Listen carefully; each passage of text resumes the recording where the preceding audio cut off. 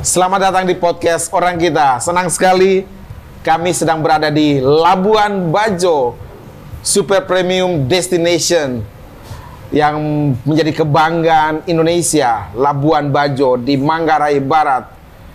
Saat ini saya pikir ini menjadi tempat unggulan pariwisata terbaik se-Indonesia.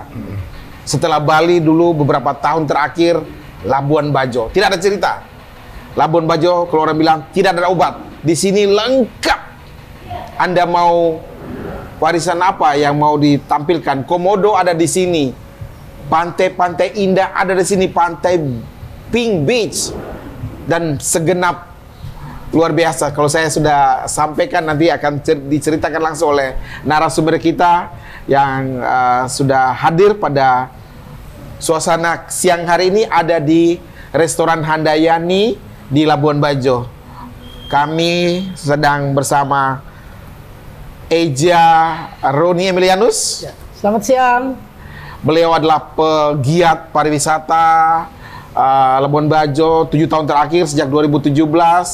Beliau terima kasih. Thank you. Terima minuman dulu nanti baru kita lanjutkan. Ya, oke. Biar lebih segar kalau. Terima kasih Anu. Terima kasih. Anu dari Lembor kah? Dari bagian Manggarai, Pak. Dari Manggarai. Ya. Kabupaten Manggarai ya? Ya. Terima kasih Anu. Oke. Terima kasih. Ini boleh sambil minum ya? Sambil minum. Aduh segar sekali nih. Ya. Baik. Kita lanjutkan, perkenalkan dulu tentang Eja Roni Emilianus ini 7 tahun bergerak di bidang pariwisata, khususnya di Labuan Bajo sejak 2017. 7 tahun sudah beliau menekuni usaha ini, industri ini, berhadapan dengan segala macam problema, tantangan, peluang, dan saya senang beliau berasal dari ND. Ini kalau saya hitung Eja kami dari ND, dari Nangapenda, SD SMP di Nangapenda, SMA di Ndao, kemudian merantaulah pada suatu masa 98 ke Jakarta, 2 tahun bekerja dan kemudian lanjutkan studi ke Universitas Bung Karno angkatan pertama, kemudian di tahun-tahun akhir kemudian sempat bekerja ke beberapa industri lain, ke pertanian, ke perkebunan, macam-macam pekerjaan. Di tahun 2015-16 merencanakan sebuah hobi baru, pekerjaan baru. 2017 serius menekuni pariwisata di Labuan Bajo. Nanti narasumber kedua kita akan perkenalkan pada waktunya. Eja Roni. Ya. Siap. Saya lihat masih mengenakan lanyard Komodo Travel Mart. Ini acara apa nih? Ya. Selamat siang sahabat podcast Orang Kita, Eja Ferdin.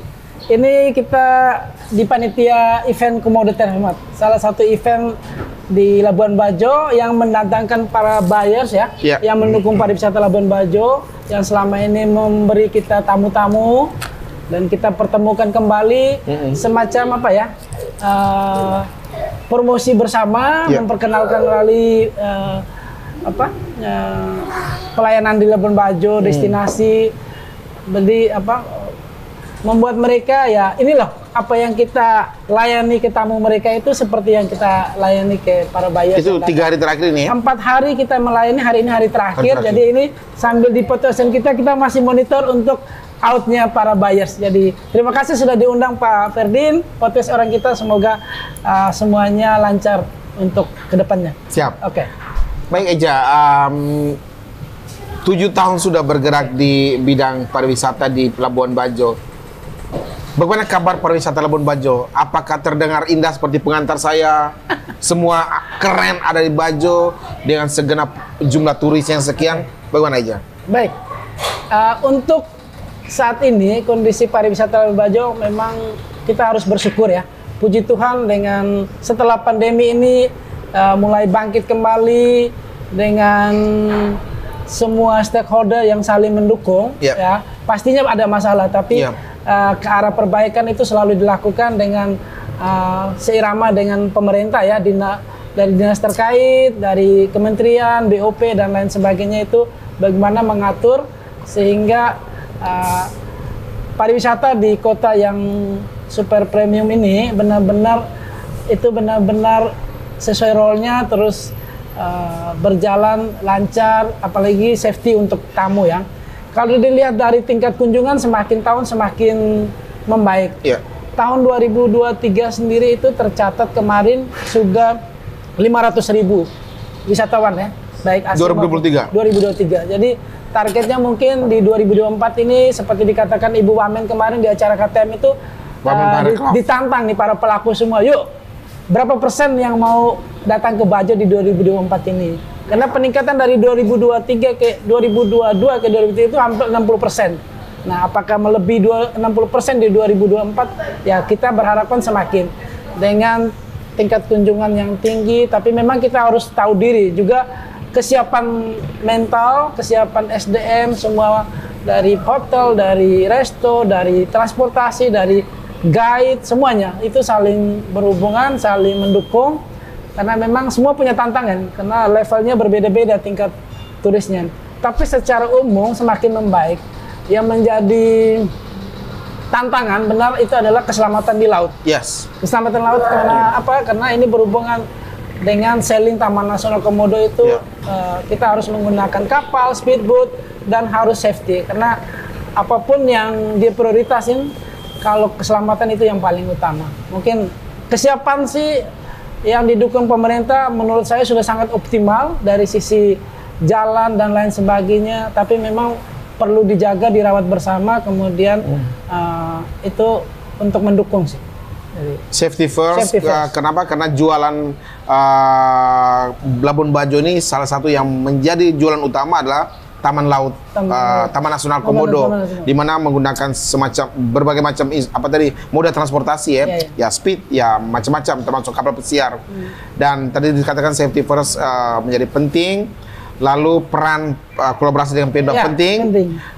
Tantangan tadi dari 500.000 jumlah turis di 2023 diharapkan 60% meningkat ya. Berarti mencapai 800.000-an dong. Bisa. Itu yang ditargetkan sama. Optimis tidak sebagai pelaku pariwisata? Saya sebagai pelaku pariwisata memang sangat optimis ya, sangat optimis. Hanya memang itu menjadi kendala tersendiri ya, karena apa? Kesiapan kita sendiri terus. Daya tampung ya, daya tampung baik di Kota Labuan Bajo sendiri, hotel dan lain sebagainya, terus transportasi. Saya mesti jujur transportasi di Bajo masih sangat minim dengan servis dengan yang baik karena memang kendaraan seperti bus ya. Bus di Bajo ini yang ada cuma dengan medium bus itu. Karena tidak bisa lebih dari medium bus. Tidak bisa big bus ya? Big bus nggak bisa. Kemudian teman-teman pemain jasa transportasi ini kan memang orang lokal dan investasi yang dari luar ini belum banyak. Apalagi bus yang dipakai kebanyakan juga bus-bus ex Bali ya, yang dipakai di sini. Jadi memang tingkat kenyamanan itu ya diusahakan semaksimal. Tapi kan kita tidak bisa bohong dari tahun pembuatan ya. Itu memang menjadi kendala. Itu kendala yang kita hadapin. Itu yang paling penting seperti AC harus dingin, seat harus bagus. Karena ini kualitas tamu itu berbeda-beda. Betul. Kalau memang di level yang VIP itu benar-benar harus bagus ya. Kalau tidak bagus tuh kita juga malu sendiri. Karena ada harga dan rupa. Ada harga dan rupa. Ketika dijual dengan harga premium, tapi kemudian fasilitas tidak premium, pasti kecewa dong. Ya, betul. Jaroni tahan dulu, saya perkenalkan dulu narasumber kedua kita, Kakak Yakobus Muda, seorang pengusaha di sini juga yang baru beberapa tahun terakhir ini menekuni industri pariwisata. Kita akan bertanya tentang secara makro bagaimana melihat potensi Labuan Bajo dari aspek pariwisata, daya dukungnya seperti apa. Kakak sudah berapa tahun terakhir ini menekuni ini. Jadi melihat ketika datang di Labuan Bajo ada semangat optimiskah melihat wah ini menarik nih, bagaimana? Ya, baik. Terima kasih. Selamat siang ya ini ya, sahabat NTT, sahabat podcast NTT, NTT orang kita ya, sahabat podcast orang kita. Saya sendiri di industri yang berbeda ya sebelumnya di palm oil, terus di mining ya. Di sini mulai 2018 tertarik ya setelah ya temu adik saya ya membuat badan hukum untuk bagaimana kita mempersiapkan setelah kerja nanti ada usaha ya. Dan itu mulai dari 2018 dan saya mulai establish untuk terjun itu di 2018 ya. Setelah pandemi. Setelah pandemi, dan saya melihat ini adalah opportunity baru untuk NTT. Ya, saatnya untuk menyalakan pariwisata di NTT sebagai cara kita untuk mengurangi kemiskinan, ya, cara kita untuk menyiapkan lapangan kerja yang potensi yang besar untuk masyarakat NTT. Dari sini kita lihat bahwa dari tahun terakhir ya, hampir setengah juta ya kenaikan pariwisata 2023, di mana 2022 itu 170.000, 2023 432.000. Kenaikan ini sangat signifikan kalau kita bandingkan dengan 5 destinasi prioritas yang lain. Jadi apa yang telah dibangun oleh pemerintah Jokowi ini adalah yang paling berhasil dan paling berhasil, dan mungkin ini perlu untuk dilanjutkan untuk mengurangi gap yang ada di NTT yang sudah 72 KD ya dari 1958. Ya, silakan. Ya, terima kasih. Banyak. Ya. Kita punya PAD itu cenderung datar ya, dan Labuan Bajo ya, Manggarai Barat ya, itu punya keunggulan yang luar biasa ya. Di masa ini kalau kita bicara energi ya, itu frekuensinya itu memang orang pengen kembali ke nature. Bali memiliki budaya, sekarang kita di NTT ini memiliki alam yang indah. Frekuensi itu kita bisa lihat dari munculnya tarian massal, ya, munculnya lagu-lagu NTT yang viral. Ini momentum kita untuk memanfaatkan potensi-potensi seni, pariwisata, budaya, untuk kita mengembangkan menjadi harta kekayaan baru yang berkelanjutan. Jadi sangat disayangkan kalau misalkan kita yang ada di sini di NTT tidak melihat ini bahwa inilah masa depan kita. Ya, kita tidak hanya hanya bersungut-sungut ya, hanya melihat oh ini ada orang asing datang, orang luar berinvestasi. Padahal orang luar melihat bahwa ini potensi yang besar ya. Jangan menunggu ya. Kita sebagai orang NTT, ayo kita siapkan. Kita ingat bahwa sebagai orang-orang NTT, kita punya semangat iman yang kuat ya. Orang-orang yang sederhana, itu kekuatan yang menjadikan Labuan Bajo sebagai destinasi super prioritas. Tidak mungkin tanpa kekuatan itu, seluruh investasi yang di tahun kemarin itu 1 triliun lebih bisa masuk ke NTT. Khususnya ke Labuan Bajo. Jadi, menurut saya, inilah momentum untuk NTT bercahaya. Oh, keren. Saya suka kata yang dipakai, new opportunity. Orang bilang NTT dulunya nanti Tuhan tolong, sekarang new territory tourism, new tourism territory, macam-macam lah untuk menunjukkan betapa singkatan NTT ini menjadi hal baik ya, positif yang selalu disampaikan. Secara makro nih sebelum ke Jaroni lagi, pertumbuhan ekonomi bagaimana Labuan Bajo dengan destinasi unggulan ini dari perspektif NTT lalu nasional, kakak? Ya. Kalau kita melihat Labuan Bajo ya, Manggarai Barat ya, ada beberapa kabupaten yang di saat yang sama itu bermekaran ya. Kita melihat ada Lembata, ya, Nagakeo mungkin sudah lebih dulu ya.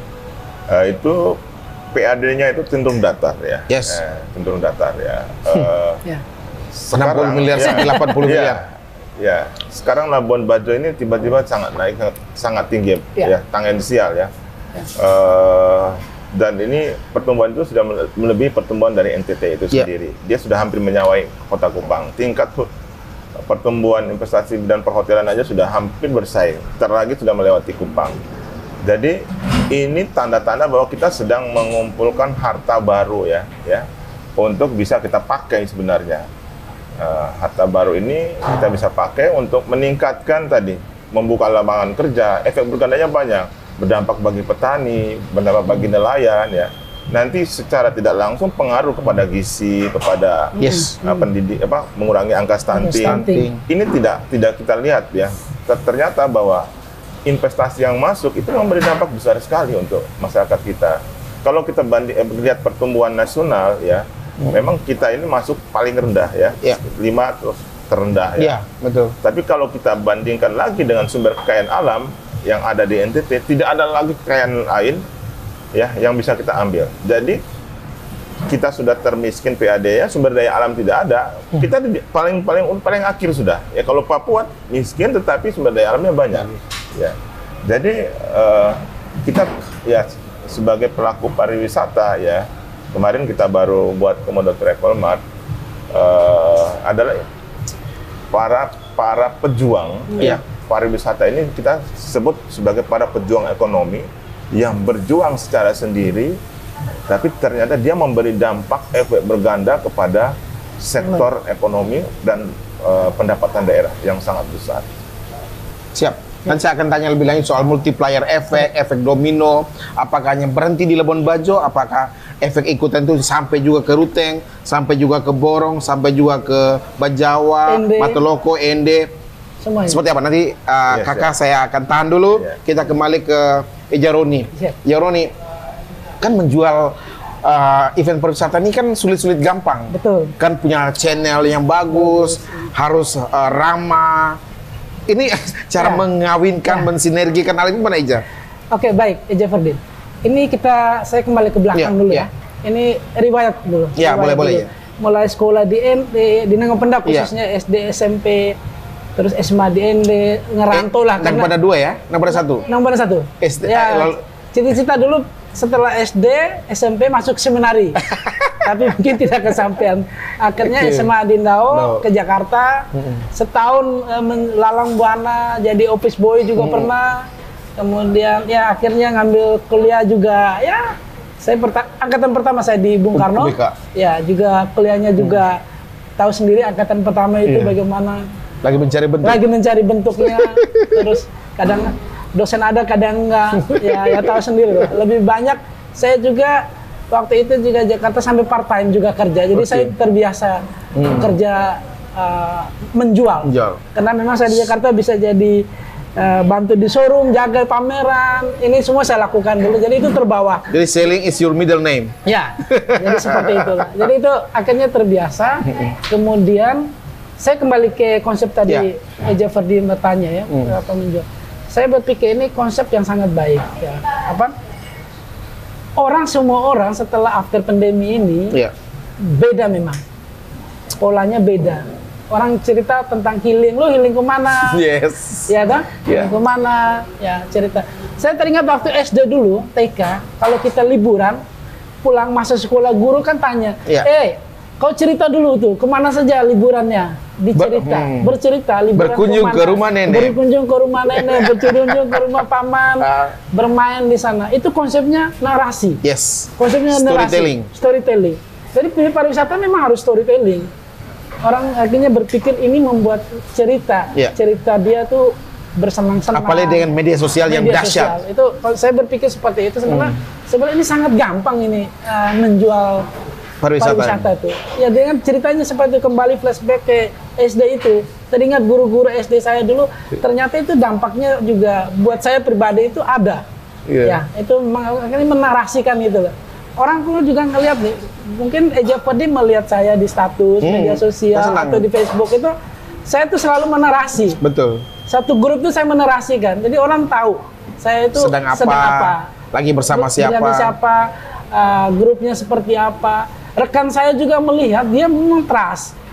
Itu yang saya mulai ke teman-teman pelaku di sini, jangan malu, malu, whatever lah orang sih, tapi ini lu konsep pada konsepmu, karena itu membangun linkmu, orang percaya kamu.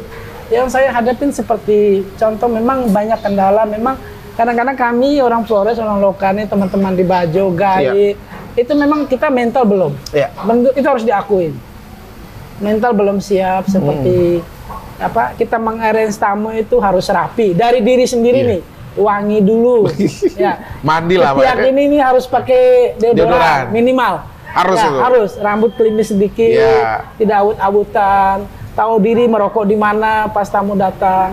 Itu yang saya minta. Saya mungkin karena pengalaman kerja Jakarta berpindah-pindah ya. Saya ini backgroundnya bukan pariwisata, saya harus jujur.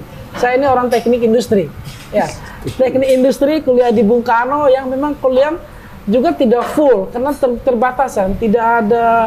Apalagi part-timer juga. Pertama, jadi memang kita dulu memang sangat sulit. Dosen juga dari ITB juga Senin Kamis, kadang ada kadang enggak. Terus kita tidak punya lab juga, harus praktek di kampus-kampus yang memang dikasih ya. Kita akhirnya berkembang secara alami aja. Saya secara pribadi itu.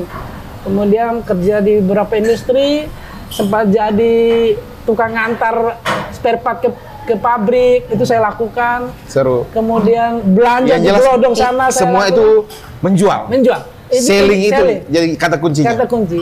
Kemudian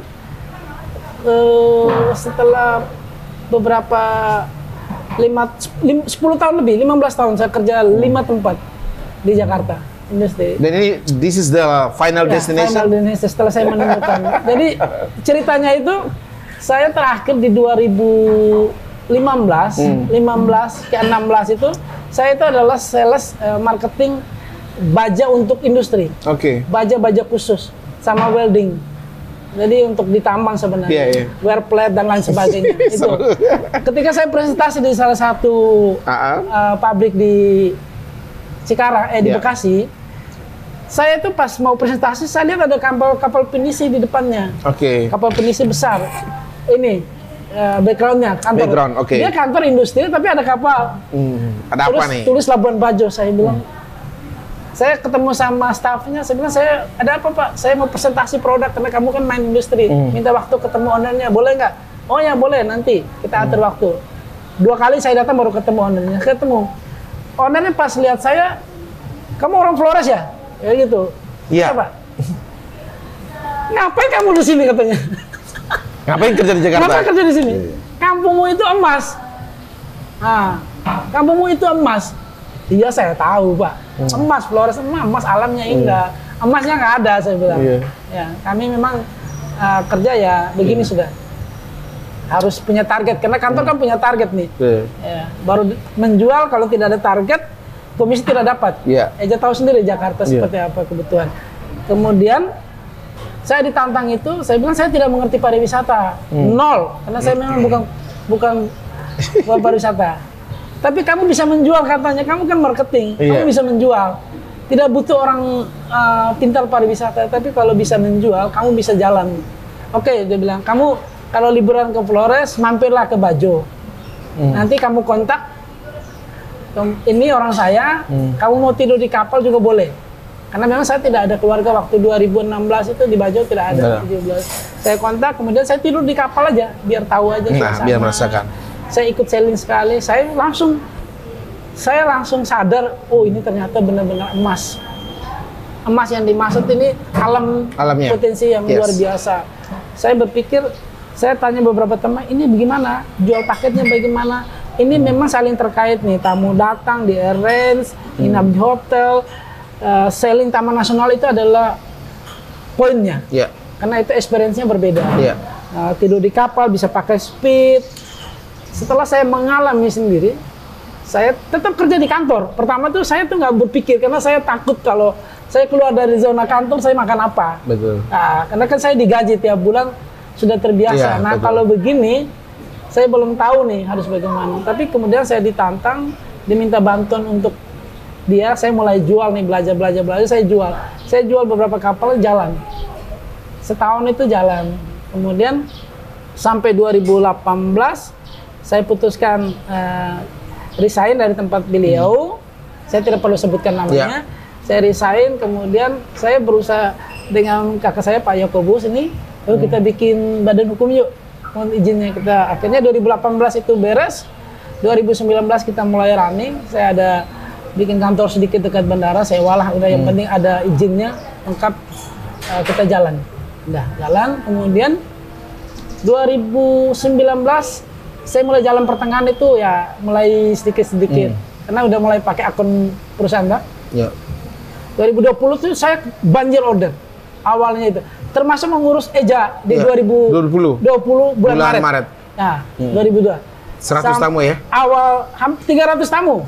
Yang terkonfirmasi, kemudian Pak Menteri nggak datang ya. Pandemi awal 2 Maret saya masih ingat. Tapi event kementerian tetap dijalankan tanggal 4 sampai tanggal 8 Maret 2020. Itu saya masih sangat ingat karena itu pengalaman dasar buat saya. Eja memberikan portofolio juga itu. Portofolio. Saya ditantang karena itu awal saya tanpa modal karena Eja memberikan trust.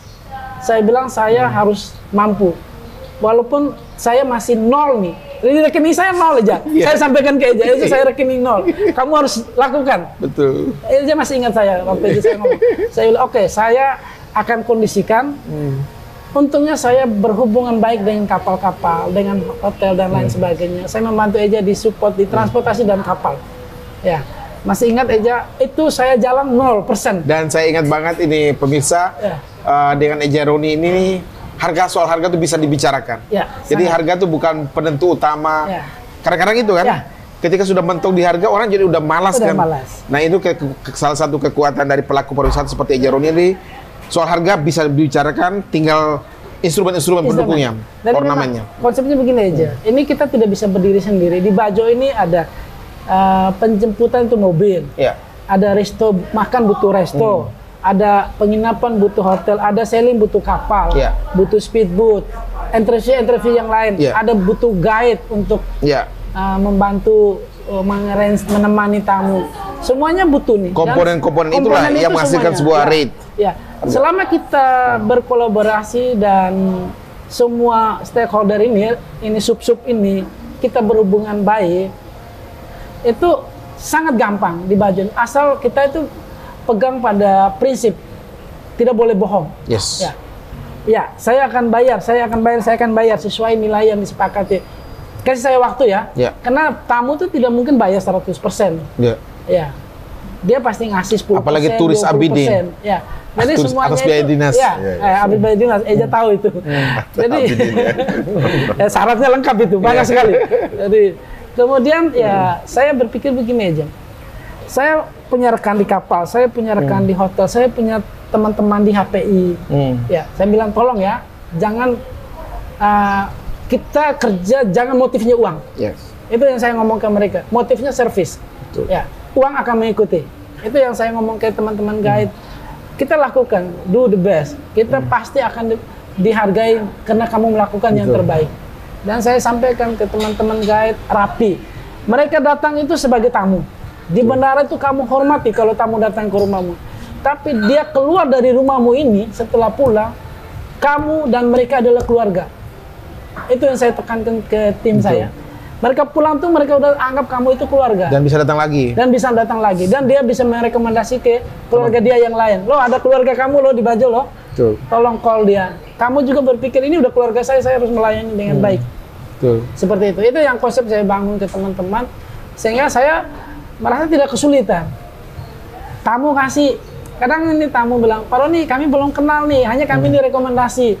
Kami mesti bayar berapa? Saya bilang, Bapak Ibu, memang semua paket tour tuh ada nilainya. Yes. Tapi memang saya butuh confirm itu perlu deposit. Yeah. Nilainya kadang-kadang bilang 10%, 20%, 30%. Kadang-kadang kalau yang sudah kenal, itu saya bilang terserah Bapak Ibu. Yeah. Saya hanya butuh satu, confirm.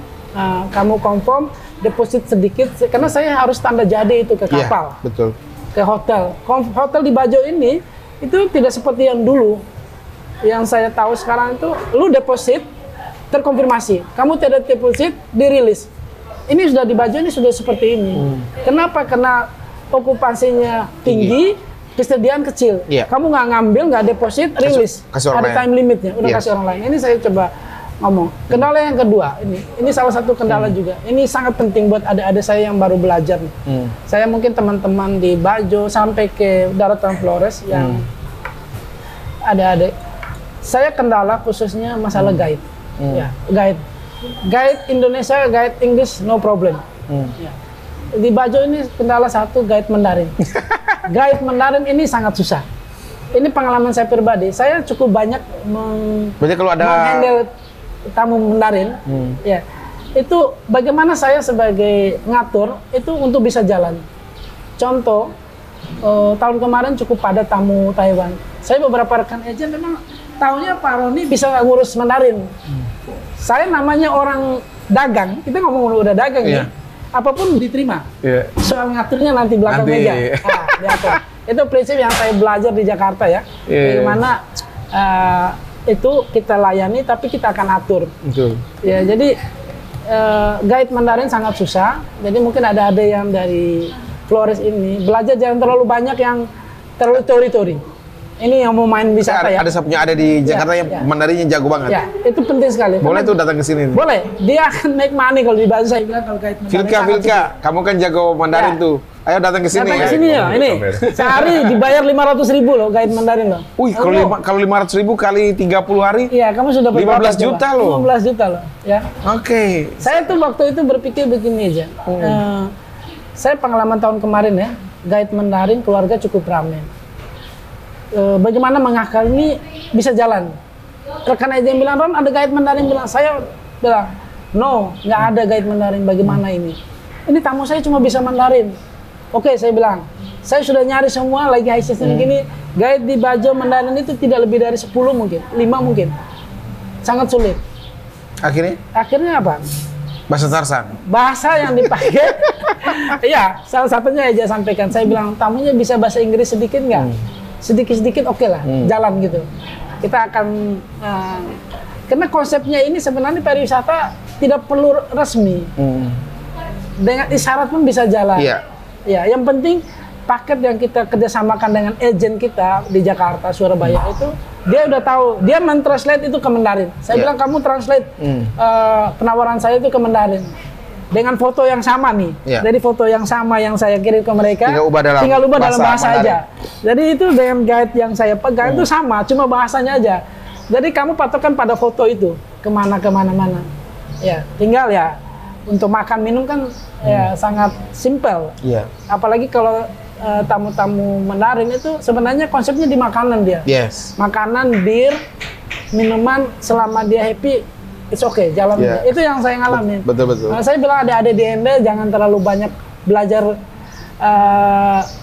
ini terus.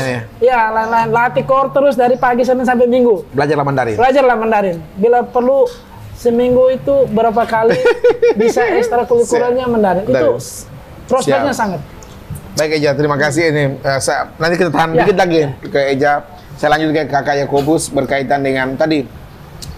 Jangan-jangan ini kita di sini ini hanya sebagai apa? Musuh Flores secara umumnya ini dapat apa sih dari pariwisata? Betapa kerennya Labuan Bajo ini? Kita dapat duit banyak tidak? Atau jangan-jangan ini buat orang Jakarta, buat orang Bali, para investor, kita kayak oke lah sebagian kecil kita dapat gaji, dapat ini, tapi dapat rembesan atau efek domino, tapi belum cukup. Bagaimana Kakak melihat? Iya. Ini kita kan di halaman depan Labuan Bajo ya. Di restoran yang salah satu restoran unggulan lah ya. Kita mencoba melihatnya 360 derajat. Nah, ini kalau Kakak bisa sore-sore sunset ya, naik kapal pinisi, biasanya wisatanya bahari, bisa lihat wisata ke arah darat, bisa melihat pemandangan indah Labuan Bajo. Ya. Jadi kita bicara dampak ekonomi terhadap masyarakat NTT. Ya. Sudah 7 dekade ya, kita itu dalam masuk kategori di bawah daerah yang termiskin ya, 7 dekade. Banyak upaya yang sudah dilakukan pemerintah ya. Sampai saat ini kita tetap unggulan sektor pertama itu adalah pegawai negeri ya, di mana-mana kita hanya berebutan kursi untuk menjadi pegawai negeri. Serapan tenaga kerja yang ada sekarang ini sudah melampaui border batas ya, kabupaten ya. Dari dampak berganda terhadap serapan tenaga kerja ini sudah sangat besar ya. Dari pajak ya, dengan hadirnya udah sekitar hampir 3.000-an kamar, itu memberi dampak yang besar terhadap pajak daerah. Terus penginapan ya, hotel ya. Ini tinggal bagaimana pemerintah menyiapkan infrastrukturnya agar dalam 10 tahun pemerintahan Jokowi yang telah berhasil ini, model ini bisa ditiru ya untuk kelanjutan pengembangan Labuan Bajo. Kalau kita lihat RPJMN, RPJMP, memang ini Labuan Bajo ini dibangun selesainya 2025. Ini menjadi catatan ya.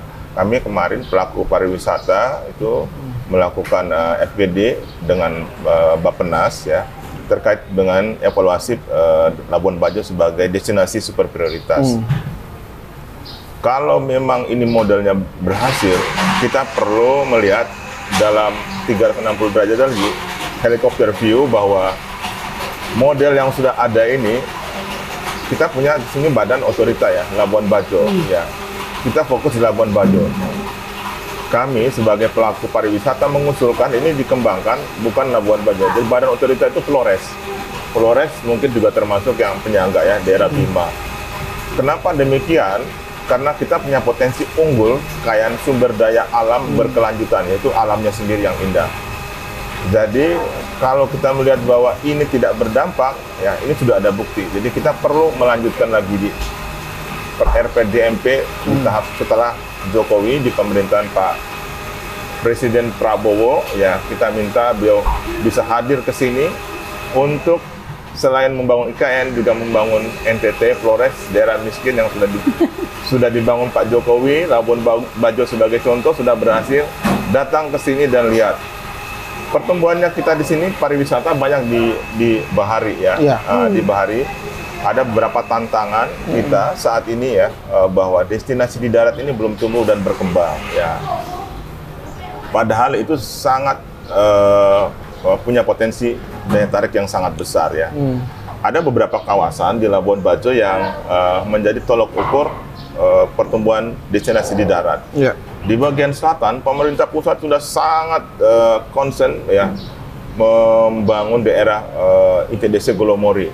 Itu pusat pertumbuhannya dibangun di arah selatan. Terus di bagian utara ada kawasan-kawasan komersil privat ya. Terus di arah menuju gerbang hutan namanya kawasan Parapuar yang dikembangkan Badan Otorita.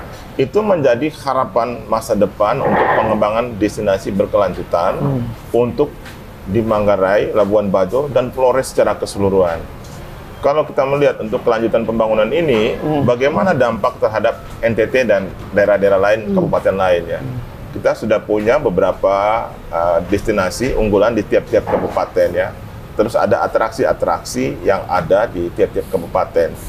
Jadi itu potensi yang memang harus dikembangkan ya. Dan harus dihubungkan dengan infrastruktur ya. Betul. Dan kalau kita bicara tadi bukan hanya Labuan Bajo, kita bicara Flores, ada beberapa diskusi yang mau mengusulkan misalkan pengembangan Kelimutu sebagai geopark ya, agar ada pengembangan infrastruktur di sana, termasuk bandaranya ya. Terus juga kita bicara tentang tantangan yang lain tentang supply chain ya. Di Flores ini masih banyak daerah-daerah yang bisa dikembangkan dari sisi pertanian ya. Termasuk Nagekio ya, dia punya bendungan baru ya, Lambo yang bisa mengairi 6.000 hektar. Kalau industri di sana itu berkembang, pemerintah daerah bisa menangkap peluang, itu menjadi daerah yang terconnecting dengan Labuan Bajo ya. Suplai pertanian ya, peternakan itu bisa dari sana. Dan itu menjadi, kalau kita bilang ya seperti Taman Bethlehem, dia menyediakan semua di sana, buah, susu dan yang lainnya, itu bisa. Karena mengembangkan sektor pertanian ini, air itu harus menjadi kunci ya. Sehingga semua itu dilakukan sehingga ya efek dominonya tercapai. Sehingga bukan hanya Labuan Bajo, hanya Labuan Bajo ya. Tentu ini perlu dijembatani untuk membangun sinergi antar kabupaten ke kota ya. Kalau kita melihat memang ini kuncinya ada di Bapeda. Bapeda masing-masing kabupaten. Ya, masing-masing kabupaten dan di provinsi ya. Karena untuk sistem manajemen nasional itu kan ada Musrembang ya. Musrembang itu dia bisa meng-capture dari desa kabupaten program-program yang bisa di-connecting terus bisa dibuat bagaimana tren dari masing-masing kabupaten itu, dia punya data yang unggul di mana potensi yang akan dikembangkan itu bisa dikonektikan. Dan itu mendukung terutama sektor pariwisata. Perannya strategis itu memang penting sekali di Bapeda ya. Siap. Menarik. Jadi sangat menarik ini. Misi besar ini. Misi besar, dan untuk diketahui Kepala Otorita Pariwisata Labuan Bajo adalah Bapak Franciscus Saverius Teguh, Kakak Panci Teguh, yang juga adalah orang Nangapenda, orang Ende juga yang lagi memimpin di sini nih. Big Bro. Big Bro-nya Eja Roni, dan ini, tapi ini bukan Eja Roni ini kerja di sini KTP Legend, enggak. Justru berjuang bersama, mendukung pariwisata di Bajo. Ya, artinya ketika semua berjalan kan kerja-kerja ini kan menghasilkan sebuah pertumbuhan yang baik dan pada akhirnya nama baiknya Kakak Panci juga bagus dan ujungnya Pak Presiden kita. Tadi Kakak Yakubus sudah sampaikan soal peran Pemda, ya, Bapeda dan lain-lain. Kalau Eja Roni melihat mana untuk wilayah Manggarai Barat? Kolaborasi dengan para mitra termasuk Pemda ini bagaimana? Ya, ini di Manggarai Barat ini khususnya ke pariwisata kita memang ada beberapa asosiasi, mulai dari Asita. Asita itu untuk asosiasi travel agent. Ya, Astindo.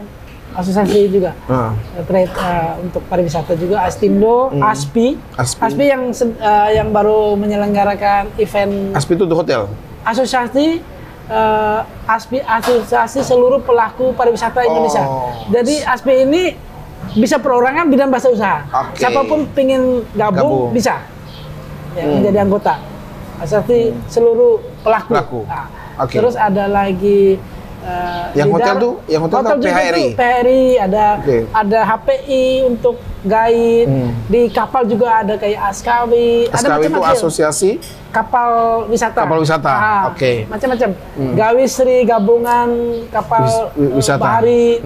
Jadi memang banyak. Terus yang di bandara kalau lihat tuh ada yang koperasi untuk taksi, terus ada kelompok-kelompok yang lain ya, yang memang untuk bagaimana semuanya sinergi. Kalau dilihat dari peran masing-masing asosiasi, kalau saya melihat memang harus diakui, masih jalan sendiri-sendiri. Harus jujur saya bilang, ngomong harus real.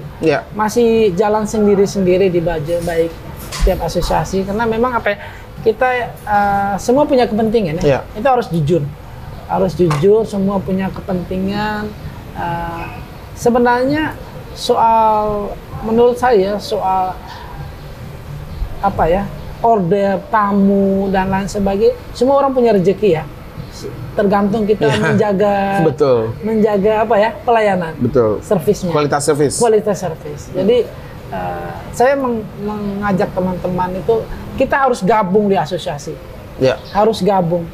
Tujuannya banyak ya? Tujuannya banyak. Pertama kita tahu informasi penting dari pemerintah tentang regulasi. Informasi terkini.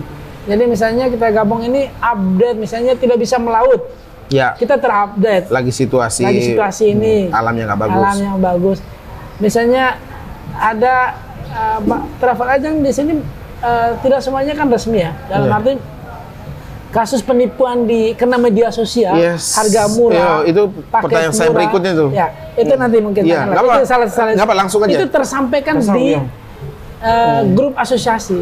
Itu kalau orang bergabung, orang itu akan terinformasikan, update. Lo saling hati-hati lo. Kita menjual paket itu bukan masalah harganya aja. Semua punya. Saya tuh selalu begini loh, membuat paket tuh saya menghitung cost. Kita menghitung cost semua dari hotel ke datang, guide semua. Ini kita punya agent rate-nya yang sudah kita sepakatin dengan mitra ya. Jadi selama sisanya baru margin. Sisanya baru margin ya. Kita jual ini nggak bisa lu hotel untung berapa, kapal untung berapa, hotel makan untung berapa, nggak bisa. Lu nggak akan bisa dapat paket. Nggak bisa. Saya bilang ke teman-teman, jangan berpikir lu untung berapa, enggak. Kalau kamu berpikir untung berapa dari setiap item, itu susah. Go ahead, kamu nggak akan dapat. Udah, tinggalkan. Kenapa? Ini ratusan ratusan kompetisi ini. Itemnya banyak. Kita berusaha untuk menghitung cost seminimal mungkin dengan pelayanan bagus, efektif, efisien. Sehingga harga yang kita jual itu average-nya kompetitif. Jangan sampai saya bilang ke teman-teman, lu jual mahal, jual harga paket mahal, dari luar akan masuk sendiri loh. Benar nggak? Dia akan masuk sendiri. Terlalu mahal nih. Atau dibikin jenisnya beda-beda. Untuk yang premium atas, premium itu biasa kelasnya. Kalau main paket di Bajo ini memang itu seperti aja sampaikan, ada luxury-nya, ada deluxe-nya, ada superiornya. Pilihan ada pada customer. Pilihan pada customer. Saya selalu begini aja sama teman-teman di asosiasi. Yuk, kita memang saling berkolaborasi. Lu punya apa? Punya kapal, punya ini, punya share. Kasih harga terbaik di grup itu. lu punya buka open trip atau apa. Iya. Jadi kita ini kan ngebantu jual. Betul. Saya kadang ngomong ke owner kapalnya, boleh nggak saya di Jakarta, saya ngomong ke customer kalau ditanya, kamu punya kapal nggak? Punya. Saya tunjukin kapal kamu, boleh nggak? Boleh. Boleh, silakan aja. Tapi memang kita harus tahu etika ya. Iya. Ya. Tapi kan kita itu joke, kadang-kadang ngejoke, karena butuh sesuatu yang tidak boleh serius di dunia ini.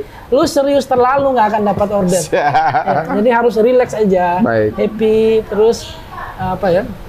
Karena orang melihat kalau lu bisa arrange satu paket tamu, dia berakhir happy, endingnya itu happy. Repeat order. Repeat order tuh udah pasti. Karena kekuatan pada repeat order. Kekuatan pada repeat order pada kami ini. Kalau mau promosi besar-besaran juga kita juga pikir sekarang tuh bukan zamannya lagi lah. Habisin anggaran. Kita bagaimana dengan gaya kita berhubungan baik dengan siapa aja. Tidak boleh bohong. A katakan A, B katakan B. Itu yang paling penting di dunia ini. Oke, tahan dulu Eja. Kita sedikit sudah mau makan siang, tapi sama pertanyaan terakhir ke kakaknya Kobus berkaitan tadi penipuan kadang-kadang masih ada. Biasanya korbannya orang-orang Jakarta yang banyak duit. Mereka sudah kasih transfer sekian, lalu ternyata sampai di sini nggak ada yang jemput, HP-nya sudah mati. Tantangan-tantangan seperti itu, apakah menjadi ancaman pariwisata Labuan Bajo atau justru menjadi kekuatan bila dikelola dengan baik, kakak? Iya, baik. Daya tarik Labuan Bajo ini luar biasa ya. Destinasi yang mungkin berbeda dengan tempat lain ya. Ada pinisi ya, alam, ada komodo.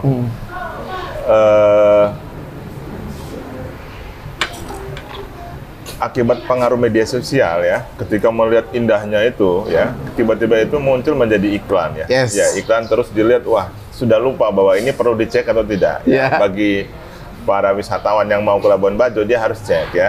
Travel agent itu dia legal atau tidak ya. Apa dia berdomisili di luar ya, atau dia punya kerjasama tidak dengan travel agent yang di lokal. Ya kita harus pastikan itu. Terus yang kedua memang perlu perbaiki di infrastruktur ya, sistem pelayanan wisatawan ya, agar mungkin ada sistem ya, one gate system yang bisa membuat pelayanan lebih mudah ya, akses lebih gampang, dan di sana ada banyak informasi ya, information center, sehingga para wisatawan yang mau ke Labuan Bajo itu dia bisa dapat informasi yang benar. Oh, ini di sana ada informasi tentang travel agent yang dia mau untuk pesan layanannya. Jadi hal-hal seperti itu untuk memperkecil adanya dampak negatif tadi. Ya, dampak-dampak yang negatif itu. Ya. Sampai saat ini dari masalah-masalah yang muncul ya, sudah muncul beberapa perencanaan yang untuk mengembangkan sistem yang lebih bagus ya, one gate system, termasuk dengan layanannya. Karena di sana ada tiketing ya, dan yang lainnya, dan itu berpengaruh terhadap penerimaan daerah. Jadi itu memang harus diperbaiki sehingga tidak terjadi ada yang di atas ya, ada yang tangannya di bawah kolong untuk membayar tiket. Ya, jadi itu harus diperbaiki karena di pariwisata itu orang pengen dapat keamanan, kenyamanan, dan juga pelayanan yang prima, transparan ya. Betul Kak. Jadi tadi di awal kan Eja Roni bilang safety first, soal keamanan, keselamatan menuju ke pulau, balik lagi. Lalu di sisi yang lain soal penipuan yang bisa harus dicegah. Karena ketika efek pemberitaan yang negatif, misalnya penipuan merajalela, korban banyak, orang hilang uang ratusan juta, lalu tiba-tiba ada berita yang negatif, ada kapal tenggelam, Tuhan, itu menjadi promosi negatif yang akan membahayakan. Betul. Mana ya, mungkin di bagian akhir percakapan kita karena makanan enak sudah menunggu kita nih. Baik. Sekaligus closing statement, tantangan-tantangan itu bagaimana mengelolanya, bagaimana sebagai pelaku pariwisata melihat itu sebagai peluang dan tantangan, dan kemudian jangan takut anak muda yang masih berjuang mencari pekerjaan, ayo datang. Mungkin seperti itu, ayo Eja. Baik, terima kasih. Buat teman-teman podcast orang kita ya, ini khusus untuk Eja Fardi juga, biar saya melihat ini sesuatu yang semua masalah, tidak semua sempurna. Itu memang harus diakui. Tidak semua itu, tapi kita meminimalisir suatu tour paket ini dengan ending yang baik. Ya, saya berpikir begini, pemberitaan-pemberitaan tentang penipuan, pembohongan dari media sosial tuh saya udah sampaikan ke teman-teman. Tadi gabung ke asosiasi. Iya. Kita sarankan ke tamu, oke, kita gunakanlah badan hukum.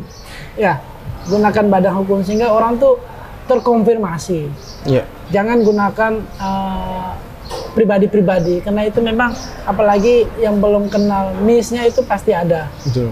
Terus yang kemudian untuk sebenarnya untuk Bajo ini sangat sangat prospek ke depan ini menurut saya sangat menjanjikan. Eja Ferdin lihat sendiri pembangunan di hotel bintang 5 ini sudah tahun ini aja sudah ada Marriott lagi, Katamaran,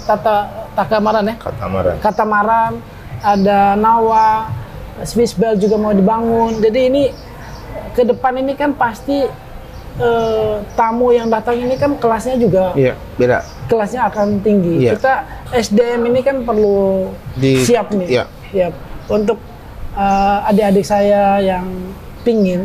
Saya bilang saya sampaikan Bajo ini peluangnya masih NTT secara umum ya.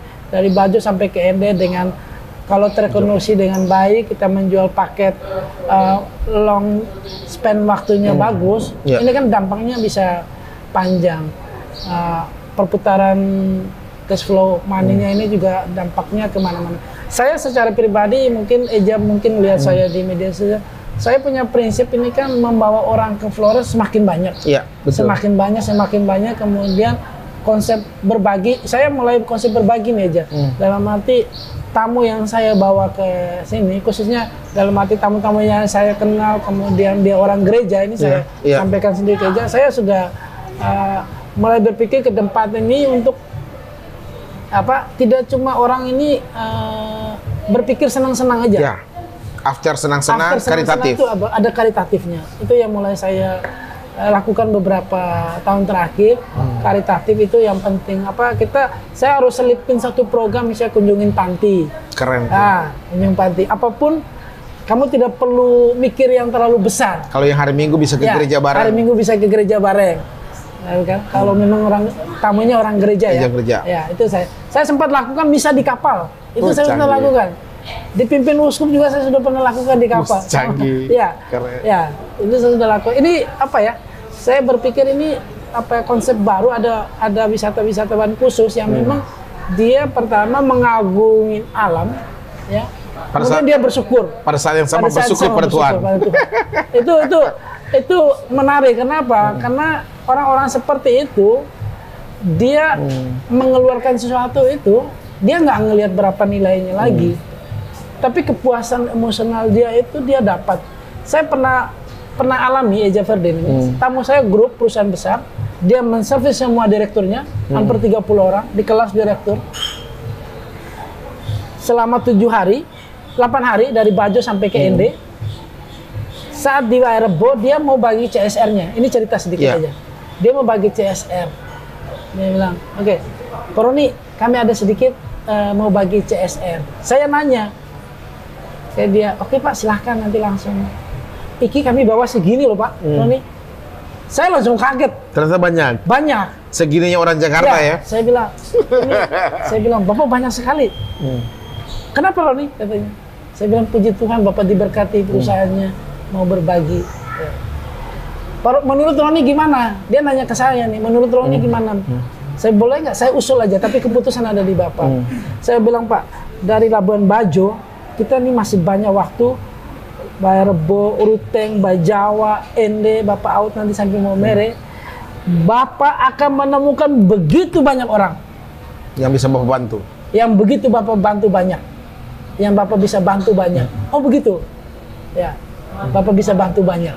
Saya kembalikan ke presentasinya kembali ke Bapak. Kalau Bapak berkenan, ya. Oh gitu ya. Dia langsung berpikir ke saya, Ron, menurut kamu bagaimana baginya saya ngatur? Ya, kita udah anggarkan.